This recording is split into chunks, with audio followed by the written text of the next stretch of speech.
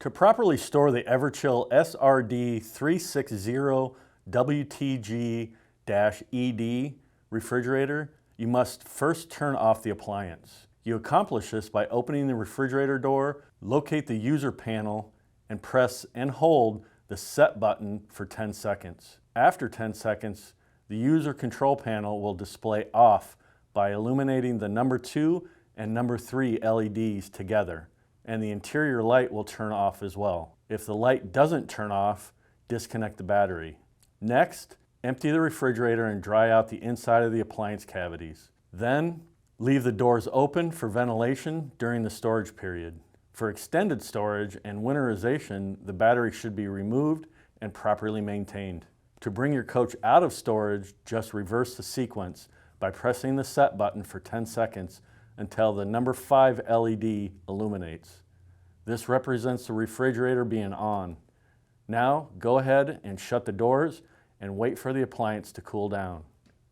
If your refrigerator doesn't cool down after 2 hours, you may need to perform a hard reset. Let's take a look at how to hard reset a refrigerator system in an RV.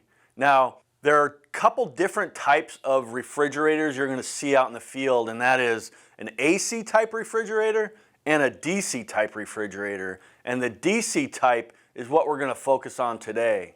So the DC type refrigerator has 3 different power sources that run the refrigerator at any given moment, and that is your shore power, which is your 120 volts AC, your battery power, which is 12 volts DC, and that hidden one, and that's your solar power, and that also provides 12 volts DC.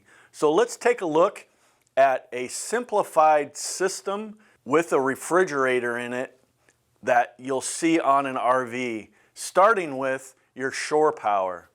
Your shore power is your plug-in that you plug in on the outside of the RV, and it provides 120 volts to the converter.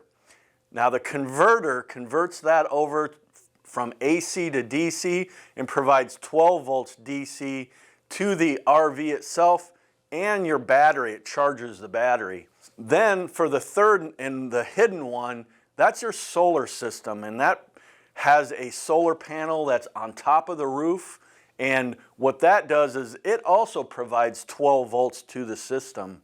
So let's sequentially remove these, focusing on that little glow around the refrigerator, which represents power. So let's remove shore power.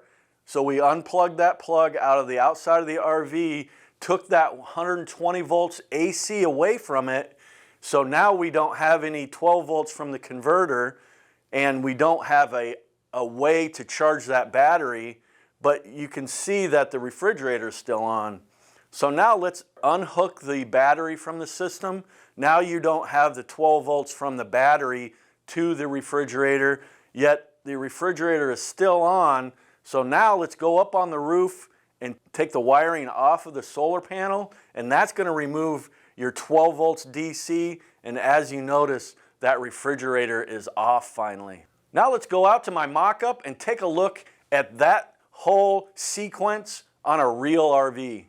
For your first step, disconnect the 120 volt AC receptacle, which is shore power, from the RV. Next, remove the 2 connections to the 12 volt battery by disconnecting the negative terminal first and then the positive terminal.